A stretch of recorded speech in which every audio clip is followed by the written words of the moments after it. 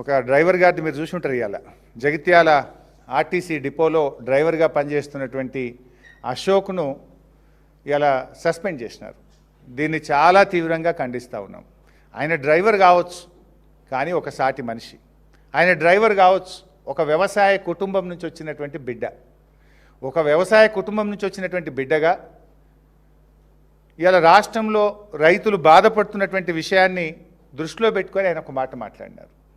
కాంగ్రెస్ నాయకులు petrol diesel మీద ధర్నా చేస్తున్నారు. అక్కడ పెట్రోల్ డీజిల్ మీద ధర్నా చేస్తూ ఉంటే అటువైపుగా బస్సు నడుపుతూ వెళ్ళినటువంటి డ్రైవర్ అశోక్ గారు ఆయన ప్రజా సమస్యల మీద స్పందించిండు. ఈ ధర్నా బాగానే చేస్తున్నారు, కానీ గా వడ్లు కొనుండ్రి, మక్కలు కొనుండ్రి, రైతులు ఆగమవుతున్నారు అని చెప్పి ఒక సాటి మనిషిగా స్పందించిండు.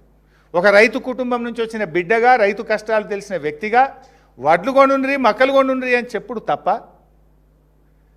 అంటే ప్రజలకు ప్రజాస్వామ్యంలో డాక్టర్ బాబాసాహెబ్ అంబేద్కర్ మనందరికీ మాట్లాడే స్వేచ్ఛనిచ్చారు. తమ అభిప్రాయాన్ని వ్యక్తం చేయగలిగే, వ్యక్తీకరణ చేసేటువంటి హక్కును భారత రాజ్యాంగం మనకు కల్పించింది.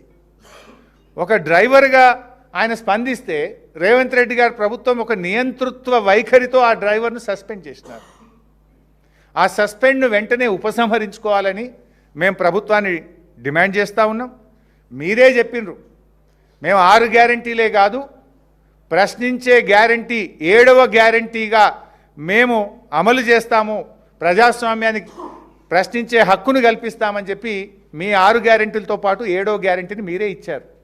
ఆ డ్రైవర్ అశోకు మీరిచ్చిన 7వ గ్యారంటీ అడిగిండు తప్ప వేరే ఏమీ అడగలేదు.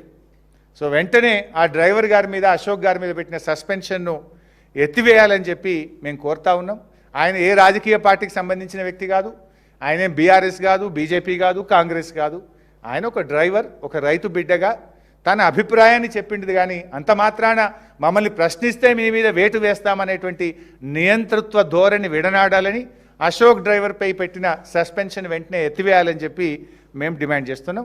ఒకవేళ ప్రభుత్వం దిగి రాకపోతే అశోక్ కుటుంబానికి బీఆర్ఎస్ పార్టీ అండగా ఉంటుంది. న్యాయ పోరాటానికైనా, ప్రత్యక్ష పోరాటానికైనా బీఆర్ఎస్ ఆయనకు న్యాయం జరిగేదాకా ఆయన వెంట ఉండి పోరాటం చేస్తుంది.